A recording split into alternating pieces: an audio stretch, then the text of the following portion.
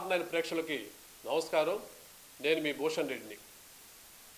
ముఖ్యంగా ఈరోజు మన జాతిపిత మహాత్మా గాంధీ ఆయన జీవిత చరిత్ర గురించి మన అందరికీ తెలుసు. ఆయనకి నెల్లూరు జిల్లాతో ఉన్నటువంటి సంబంధం గురించి మీకు తెలియజేయాలనుకుంటున్నాను. 1921 ప్రాంతంలో ఉప్పు సత్యాగ్రహాన్ని గాంధీ నిర్వహించారు.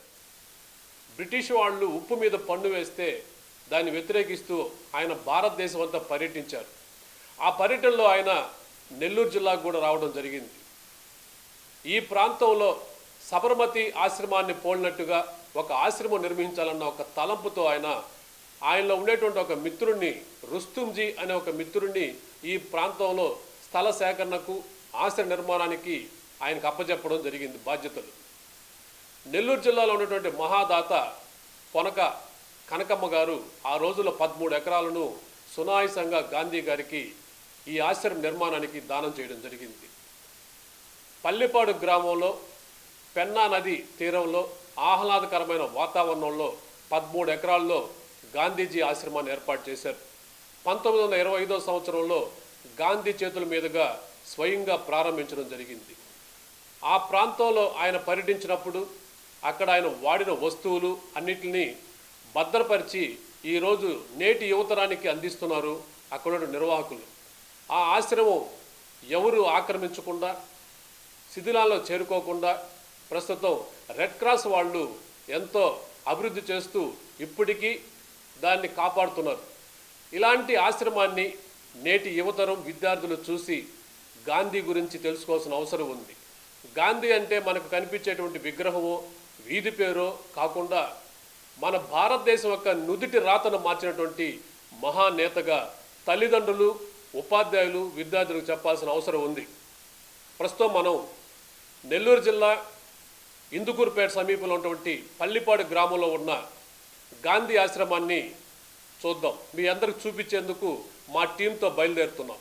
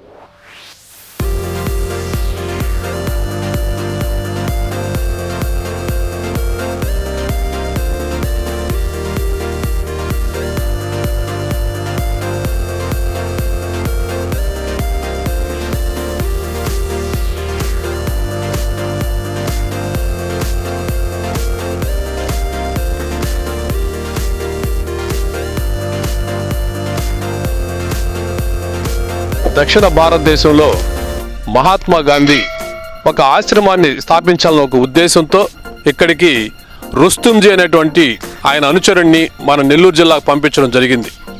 ఎక్కడైతే ఆహ్లాదకరమైన వాతావరణం, మంచి స్థలం ఉన్న దగ్గర ఆశ్రమం పెట్టడానికి ఎంపిక చేయమని రుస్తుంజీ గారిని ఈ ప్రాంతాన్ని పంపించారు. పెన్నా నది ఒడ్డునే ఉన్నటువంటి పల్లిపాడు గ్రామంలో ఈ ప్రాంతాన్ని సెలెక్ట్ చేశారు.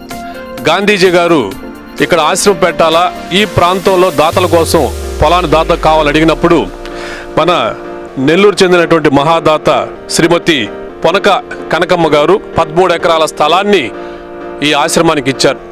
గాంధీ గారి ప్రాంతాన్ని ప్రారంభించి ఇక్కడంతా కూడా ఆయన పర్యటించి ఈ ప్రాంతంలో ఆయన నడయాడారు. అందుకే ఈ ఆశ్రమానికి పినాకిని సత్యాగ్రహ ఆశ్రమం పల్లిపాడు. ఈ పొనక కనకమ్మ గారు 13 ఎకరాలు దానం చేసినటువంటి మహాదాత నెల్లూరులో కస్తూర్బా ఉమెన్స్ కళాశాలను కూడా మహిళలకి కేటాయించడం జరిగింది. మహాదాత ఆ రోజుల్లోనే నెల్లూరులో అనేక దానాలు చేసి విద్య, వైద్యం అన్నిటికి కూడా వీళ్ళు ముందుకు ఎన్నో ఎకరాలను మనకు దానం చేశారు. ఇలాంటి దాతల యొక్క దాతృత్వంతోనే ఈరోజు మహిళలు ఎంతో మంది చదువుకుంటున్నారు. ఈ ఆశ్రమం ఇక్కడ ఉందంటే ప్రధానంగా మనం ఈ పొనక కనకమ్మ గారిని మనం తలుచుకోవాల్సిన అవసరం ఉంది. ఈ ఆశ్రమంలో ప్రారంభంలోనే బాపూజీ, మహాత్మా గాంధీ విగ్రహం ఇక్కడ ఆకర్షణీయంగా పెట్టారు. దీని మీద ఇక్కడ మనం చూడొచ్చు, హిందీలో సత్యమేవ జయతే అనేటువంటి వాక్యాన్ని ఇక్కడ లిఖించారు. అలాగే కింద my life is my message, నా జీవితమే నా సందేశం అంటూ ఆయన ఒక సందేశాన్ని కూడా ఇచ్చారు. ఆయన జీవితం అంటే సత్యాగ్రహం, ఓర్మితో కూడినటువంటి జీవితాన్ని ఆయన ప్రారంభించాడు. కాబట్టి మనకు కూడా సత్యాగ్రహంతో పాటుగా అహింస అనే సిద్ధాంతంతో స్వాతంత్రాన్ని తీసుకొచ్చేదానికి గాంధీ గారు పడ్డటువంటి కష్టాలు మనందరం కూడా చరిత్రలో చూసాం. అందుకే ఆయన జీవితం మనందరికి కూడా ఒక ఆదర్శం. అందుకే ఆయన ఆ స్లోగన్ ఇవ్వడం జరిగింది, నా జీవితమే నా సందేశం. అద్భుతంగా ఇది 17th అక్టోబర్ 2011లో ఈ స్టాచ్యూని ఇక్కడ ఏర్పాటు చేశారు. అలాగే ఆయన వస్తువులు, రాట్నం, ఇంకా కొన్ని వస్తువులు లోపల ఉన్నాయి. గాంధీ గారు ఇక్కడికి వచ్చినప్పుడు అవి కూడా మన లోపల ఆశ్రమంకి వెళ్ళి చూద్దాం. ఇదే మన ఆశ్రమం యొక్క ముఖద్వారం. రుస్తుంజీ భవన్ అని దీనికి నామకరణం చేయడం జరిగింది. ఈ భవనం ఆయన గాంధీ గారి యొక్క ప్రియ శిష్యు అయినటువంటి రుస్తుంజీ ఈ ప్రాంతాన్ని ఎంపిక చేసి ఇక్కడ ఆశ్రమం కట్టడానికి ఆయన ఏర్పాటు చేయడం వల్ల ఆయన పేరు పెట్టారు గాంధీ గారు. 1925లో ఇక్కడ స్థాపించడం జరిగింది. అంతకుముందు ఈ ప్రాంతంలో తుపాకుల తయారీ కేంద్రం ఉండింది. బ్రిటిష్ వాళ్ళ ఆధ్వర్యంలో ఉన్నప్పుడు ఈ ప్రాంతంలో అంతా తుపాకులు తయారు చేసి పోలీసులకి సప్లై చేసేవాళ్ళు. ఈ ప్రాంతాన్ని మార్చేసి ఇక్కడ ఆశ్రమంగా పెట్టి ఈ పక్కనే ఉన్నటువంటి పెన్నాకి అనుకూలంగా ఇక్కడ ఆశ్రమం నిర్వహించారు. స్వాతంత్ర సమరయోధులు, అలాగే దేశం కోసం త్యాగం చేసిన వాళ్ళందరినీ గురించి ఇక్కడ ఆ రోజుల్లోనే కథలుగా చెప్పుకునే వాళ్ళని మనకు చరిత్ర చెప్తుంది. దాత పొనక కనకమ్మ గారి జీవిత విశేషాలను ఇక్కడ ఒక బోర్డు మీద క్లుప్తంగా వివరించడం జరిగింది. ఎక్కడ జన్మించారు? 1892 జూన్ 10వ తేదీన మినగల్లులో అమ్మమ్మ గారింట ఆమె జన్మించారు. అలాగే 1901లో 9వ ఏట మేనమామ సుబ్బరామిరెడ్డితో ఆమెకి వివాహమైంది. అలాగే 1907 సంవత్సరంలో స్వదేశీ ఉద్యమ నాయకులు జిపిన్ చంద్రపాల్ దంపతులకు ఆతిథ్యం ఇవ్వడం, ఇలాంటి ఆమె జీవితంలోని అనేక ముఖ్య సంఘటనలన్నింటినీ కూడా ఒక బోర్డు మీద లిఖితపూర్వకంగా అందించారు. 1892 నుంచి నేటి తరానికి కూడా ఆమె జీవితం ఒక ఆదర్శంగా ఉండాలనే ఉద్దేశంతోనే ఈ ప్రాంతంలో ఇవన్నీ కూడా భద్రపరిచారు. ఆమె 1932లో ఆంధ్రప్రదేశ్ కాంగ్రెస్ ఉపాధ్యక్ష పదవి కూడా తీసుకున్నారు. 1930లో ఉప్పు సత్యాగ్రహంలో 6 నెలలు నెల్లూరులో కారాగారంలో కూడా ఉన్నారు. ఒక మహిళగా స్వాతంత్రం కోసం గాంధీని అనుసరిస్తూ ఉప్పు సత్యాగ్రహంలో కూడా పాల్గొన్నారు. అలాగే 1926లో వెంకటగిరిలో జరిగిన జమీందారీకి వ్యతిరేకంగా ఉన్నటువంటి రైతు ఉద్యమంలో కూడా పాల్గొని పోరాటం ప్రారంభించారు. జమీన్ రైతు అనే పత్రికను కూడా ఆ రోజు స్థాపించారు. వీటన్నిటికి కూడా ఈ కథనాలకి ఈ చరిత్రకంతా కూడా ఆమె పాత్ర ఎంతో ఉంది. అందుకే ఇలాంటి మహిళల్ని మనం ఆదర్శంగా తీసుకోవాల్సిన అవసరం నేటి మహిళలకు ఉందని ఈ బోర్డు చూస్తే మనకు అర్థమవుతా ఉంది. 1925లో కట్టిన భవనం అంతా కూడా టేకుతో దబ్బల్లాగా వేసి అప్పట్లో వేశారు. పైన స్లాబ్ లాగా వేశారు. ఎంతో ఇప్పటికి కూడా చాలా నీట్గా ఇక్కడ మెయింటైన్ చేస్తూ ఉన్నారు. జాతిపిత మహాత్మా గాంధీ, ఆయన ధర్మపత్ని అయినటువంటి కస్తూర్బా గాంధీ ఇద్దరు చిత్రపటాన్ని ఇక్కడ మనం చూడొచ్చు. అప్పుడు ఆయన వచ్చినప్పుడు ఇక్కడ ఏర్పాటు చేసినటువంటి ఒక స్టిల్ ఫోటోని తీసి పెట్టారు. అలాగే ఈ ఆశ్రమం ప్రస్తుతం రెడ్ క్రాస్ వాళ్ళ యొక్క ఆధీనంలో ఉంది.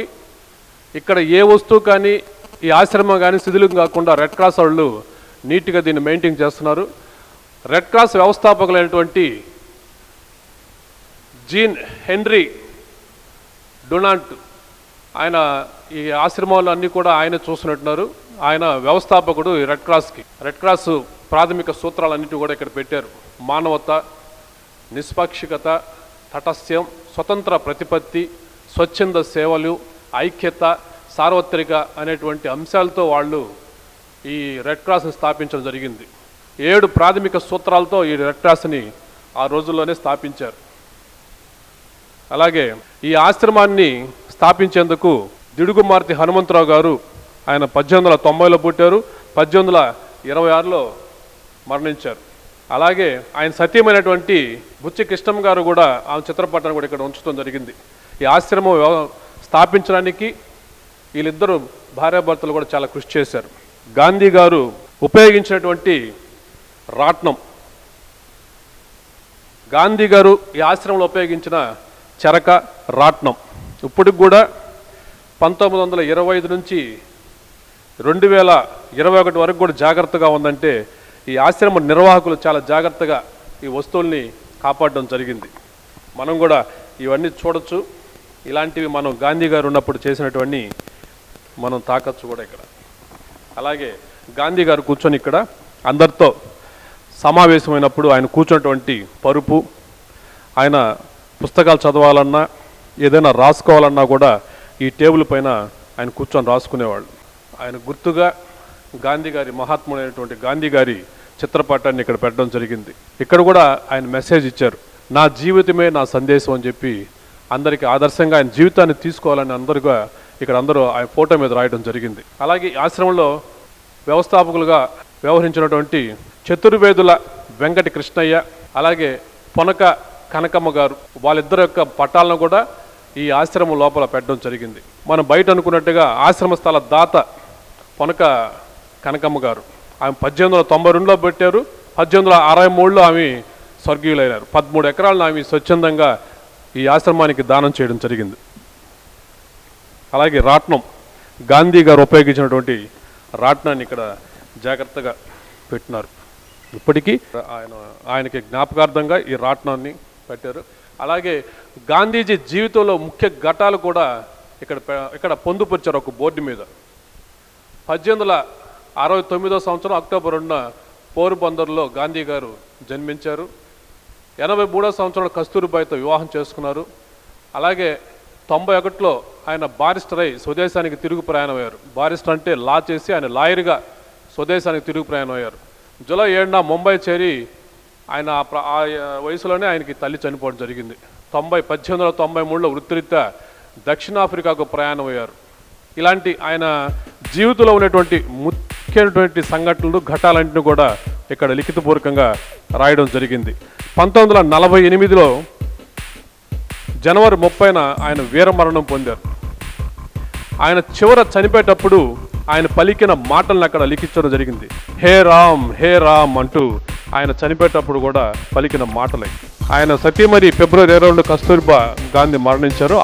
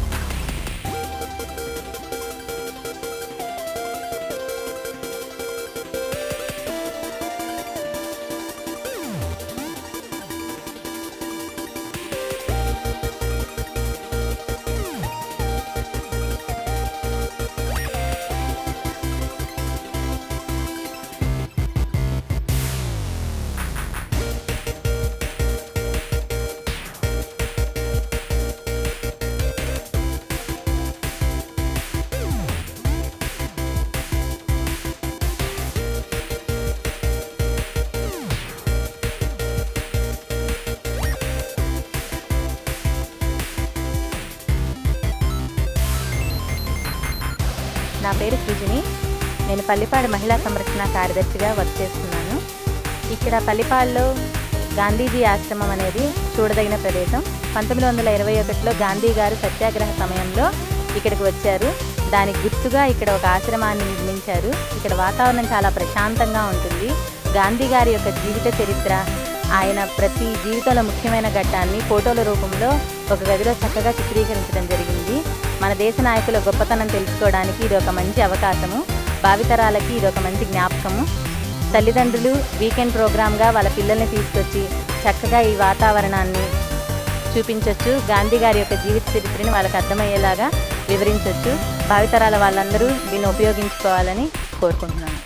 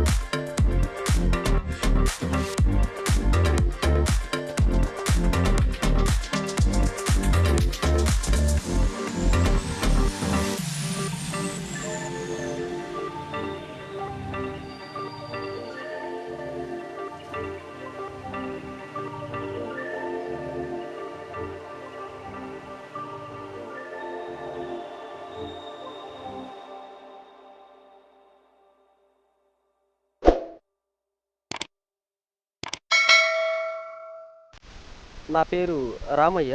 నేను ఈ ఆశ్రమానికి మేనేజర్గా వర్క్ చేస్తున్నాను. అయితే మహాత్మా గాంధీ గారు ఫస్ట్ శబర్మతి ఆశ్రమాన్ని గుజరాత్లో ప్రారంభించిన తర్వాత ఆయన దగ్గర కొంతమంది గాంధీవాదులు శిక్షణ పొందుతునేవారు. గాంధీ గారికి కూడా ఒక ఆలోచన వచ్చింది, దక్షిణ భారతదేశంలో కూడా ఎక్కడైనా ఒక శబర్మతి లాంటి ఆశ్రమాన్ని ఆయన ప్రారంభించాలనుకున్నారు. వెంటనే ఆయన దగ్గర శిక్షణ పొందుతున్నటువంటి దిగుమతి హనుమంతరావు, బుచ్చి కృష్ణమ్మ వాళ్ళిద్దరూ భార్యాభర్తలు, వాళ్ళతో పాటు ఈ పల్లిపాడు గ్రామానికి చెందినటువంటి చతుర్వేదుల వెంకటకృష్ణయ్య గారు, ఆయన కూడా వాళ్ళ దగ్గర శిక్షణ పొందుతున్నారు గాంధీజీ దగ్గర. వాళ్ళ ముగ్గురిని గాంధీజీ దక్షిణ భారతదేశం మీరు వెళ్ళి చూడండి, మనం ఒక ఆశ్రమం స్థాపిస్తాం, ఎక్కడైతే అనువైన ప్రదేశం ఉంటుందో దాన్ని మీరు చూసి పెట్టండి అని గాంధీ గారు చెప్పిన వెంటనే వాళ్ళు ముగ్గురు ఇక్కడికి వచ్చి, ఈ చతుర్వేదుల వెంకటకృష్ణయ్య గారు ఈ పల్లిపాడు అగ్రవాసి కాబట్టి ఈ పెన్నా నది ఒడ్డున ఈ ప్రదేశాన్ని ఏర్పాటు చేయడం జరిగింది. ఏర్పాటు చేసిన వెంటనే ఇక్కడ పొనకా కనకమ్మ గారి భర్త సుబ్బరామిరెడ్డి వీళ్ళందరూ ఇక్కడ కలిసి కుటీరాలను ఏర్పాటు చేశారు. వాటిని గాంధీజీ గారు 1921 ఏప్రిల్ 7వ తేదీ ఇక్కడికి వచ్చి నెల్లూరు నుంచి ఇక్కడికి ఎద్దల బండిలో వచ్చి ఈ ఆశ్రమాన్ని ప్రారంభించడం జరిగింది. అదేవిధంగా ఆయన ప్రారంభించిన తర్వాత ఇక్కడ ఖాదీ, నూలు వడకడం, అస్పృశ్యత నివారణ, హరిజనోద్యమం లాంటి ఎన్నో కార్యక్రమాలు ఇక్కడ గాంధీవాదులు ఉండి చేయడం జరిగింది. తర్వాత ఈ ఆశ్రమం పూరి గుడిసెల్లో ఉందని మహాత్మా గాంధీ గారి స్నేహితుడు రుస్తుంజీ ఆయన 10,000 విరాళం ఇవ్వడం జరిగింది. అదేవిధంగా జాతీయ కాంగ్రెస్ ఒక 10,000, మునగాల రాజా 2,000 ఇవ్వడం జరిగింది. వాళ్ళు ఇచ్చిన విరాళాలతో ఈ ఆశ్రమాన్ని, ఈ భవనాన్ని 1925లో కట్టించడం జరిగింది. తర్వాత ఇక్కడ గాంధీవాదులు అందరూ ఇక్కడ ఉండి ఈ ఆశ్రమాన్ని కొండపర్తి పున్నయ్య, చతుర్వేదుల వెంకటకృష్ణయ్య, ఆ ఇస్కా చెంచయ్య, ఆ దిగుమర్తి రామస్వామి వీళ్ళందరూ ఈ ఆశ్రమాన్ని చాలా కాపాడి ఆశ్రమ శాశ్వత ట్రస్టీలుగా అనేక త్యాగాలు చేసి ఈ ఆశ్రమాన్ని నడిపించడం జరిగింది. అదేవిధంగా కొద్ది రోజులకి మహాత్మా గాంధీ మళ్ళీ 1923లో ఈ ఆశ్రమంలో ఉండేటువంటి గాంధీవాదుల దగ్గర కొంతమంది దొంగలబడి ఇక్కడ వాళ్ళ దగ్గర నగలు దోచుకోవడం జరిగింది. ఇక్కడ ఉండేటువంటి గాంధీవాదులు వారి మీద సానుభూతితో, అంటే గాంధీ సిద్ధాంతాల మేరకు ఒకరి మీద సాడీలు చెప్పకూడదనే సిద్ధాంతాలతో ఇక్కడ దొంగతనం చేసిన వారి మీద వాళ్ళు కంప్లైంట్ ఇవ్వలేదు. పోలీసులే ఇక్కడ జరిగినటువంటి ఆ దొంగతనాలన్నీ తెలుసుకొని ఇక్కడికి వచ్చి విచారించగా తప్పు చేసినటువంటి దొంగలే వాళ్ళు చేసిన తప్పుని ఒప్పుకున్నారు. తర్వాత మహాత్మా గాంధీ గారు ఇక్కడికి 1929 మే 11వ తేదీ రెండవసారి వచ్చి ఈ ఆశ్రమంలో ఉన్నటువంటి పొనకా కనకమ్మ గారికి, దిగుమర్తి రామస్వామికి, ఇక్కడ గాంధీవాదం పాటిస్తున్నటువంటి అందరికీ కూడా ఈ ఆశ్రమం గురించి చెప్పి ఫ్యూచర్లో నా సిద్ధాంతాలన్నీ ఇక్కడ తెలియపరచండి, ఈ ఆశ్రమానికి ఎటువంటి భంగం కలిగించకుండా దీన్ని కాపాడండి అని వాళ్ళకి చెప్పి వెళ్ళడం జరిగింది. తర్వాత ఇక్కడ ఈ ఆశ్రమం కొద్ది రోజులకి ఇక్కడ ఉండేటువంటి గాంధీవాదులు ఒక్కొక్కరు చనిపోవడం జరిగిందనమాట. తర్వాత ఈ ఆశ్రమాన్ని పట్టించుకునేవారు లేక ఈ ఆశ్రమం ఒక అడవిలాగా తయారైంది. దీన్ని అభివృద్ధి చేయాలని ఇక్కడ ఉండేటువంటి పట్నం వేదాచలం గారు, ఈ పల్లిపాడు మాజీ సర్పంచ్, ఆయన వచ్చి ఈ ఆశ్రమాన్ని కొద్ది రోజులు నడిపించి ఇక్కడ ఆశ్రమంలో ఇక్కడ ఉన్నటువంటి 13 పొనకా కనకమ్మ గారు విరాళంగా ఇచ్చినటువంటి ఈ 13 ఎకరాల భూమిని ఈ పల్లిపాడు గ్రామవాసులకి కవులకి ఇచ్చి ఈ ఆశ్రమాన్ని నడిపించడం జరిగింది. అప్పటి నుంచి ఆయన కూడా ఈ ఆశ్రమాన్ని చూడలేని పరిస్థితుల్లో గవర్నమెంట్ వారికి తెలియపరిచారు. గవర్నమెంట్ వారు వెంటనే నెల్లూరు రెడ్ క్రాస్ సొసైటీకి 2005లో ఈ ఆశ్రమాన్ని అప్పచెప్పడం జరిగింది. అప్పటి నుంచి ఈ ఆశ్రమాన్ని రెడ్ క్రాస్ వారు అనేక విధాలుగా దీన్ని అభివృద్ధి చేస్తూ వచ్చారు. ఇక్కడ గాంధీ సిద్ధాంతాల మేరకు ప్రజలకు ఈ తరానికి తెలియపరచాలని గాంధీయన్ అధ్యయన తరగతులు అనే కోర్సుని ఇక్కడ ప్రారంభించడం జరిగింది. ఇప్పుడు ప్రస్తుతానికి విక్రమసింహపురి యూనివర్సిటీ ఆధ్వర్యంలో ఆ క్లాసులు జరుగుతున్నాయి. 3 నెలలు వాళ్ళకి క్లాసులు చెప్పి యూనివర్సిటీ ద్వారా సర్టిఫికేట్ ఇవ్వడం జరుగుతుంది. అదేవిధంగా ఈ చుట్టుపక్కల గ్రామాల్లో ఉన్నటువంటి మహిళలకు ఉపాధి కల్పించడం కోసం ఇక్కడ ఒక కుట్టు శిక్షణా కేంద్రాన్ని కూడా ఏర్పాటు చేసి ఒక 500 మంది వరకు మహిళలు ఇక్కడ కుట్టు శిక్షణ పొంది ఉపాధి పొందుతున్నారు. అదేవిధంగా ఈ ఆశ్రమం గురించి ఈ తరానికి తెలియపరచడం కోసం ఆశ్రమానికి ఒక ప్రత్యేక ప్రచార కమిటీని ఏర్పాటు చేశారు. ఈ కమిటీ ద్వారా నెల్లూరు జిల్లాలో ఉన్నటువంటి అనేక పాఠశాలలకు వెళ్ళి ఈ గణేశం కృష్ణారెడ్డి గారు ఆశ్రమం కన్వీనర్గా ఉన్నారు. వారు, రొంపిచెర్ల శివరామయ్య గారు, గూడూరు లక్ష్మి గారు వాళ్ళందరూ వెళ్ళి ఈ ఆశ్రమం గురించి జిల్లాలో 350 పాఠశాలల వరకు చెప్పడం జరిగింది. తర్వాత ఈ ఆశ్రమం ఇలా ఉన్న సందర్శకులు ఇక్కడికి రావడానికి వాళ్ళకి అనువుగా ఉండే విధంగా టూరిజం వాళ్ళు దీన్ని గుర్తించి ఇక్కడ కొన్ని బిల్డింగులను కూడా కట్టించడం జరిగింది. 2016లో డిజిటల్ హాల్ ఒకటి, తర్వాత amphitheatre, next food court, meeting హాళ్ళు అవన్నీ ఏర్పాటు చేయడం జరిగింది. అదేవిధంగా ఇక్కడ ఆ స్కూల్ పిల్లలు ఎంతోమంది వచ్చి పచ్చని వాతావరణంలో ఈ గాంధీ సిద్ధాంతాలన్నీ తెలుసుకొని పోతుంటారు. ఇక్కడ వాళ్ళకు కూడా గాంధీ మూవీ వేయించి గాంధీ ఆశ్రమం గురించి ఈ సిద్ధాంతాల గురించి చెప్పడం జరుగుతుంది. అదేవిధంగా గాంధీ నడయాడినటువంటి ఈ గ్రామంలో మద్యానికి బానిసైనటువంటి వాళ్ళు ఉండకూడదనే ఉద్దేశంతో ఇక్కడ ఒక డీఅడిక్షన్ సెంటర్ను కూడా ఏర్పాటు చేస్తున్నారు. ప్రస్తుతానికి అది కన్స్ట్రక్షన్లో ఉంది. అది ఈ ఆశ్రమం హిస్టరీ. ప్రస్తుతానికి ఇప్పుడు ఈ మధ్య వచ్చినటువంటి నివార్ తుఫాన్ కారణంగా ఈ పెన్నా నదికి అతిగా ప్రవాహం రావడంతో పెన్నా నది ఈ ఆశ్రమం సాగు భూమి, విలువైన భూమి 1.5 ఎకరా ఆశ్రమం ఈ భూమి పెన్నా నదిలో కలిసిపోవడం జరిగింది. కాబట్టి దయచేసి అధికారులు దీన్ని గుర్తించి దీన్ని మరింత అభివృద్ధి చేయడానికి కృషి చేస్తారని మరీ కోరుకుంటున్నాను.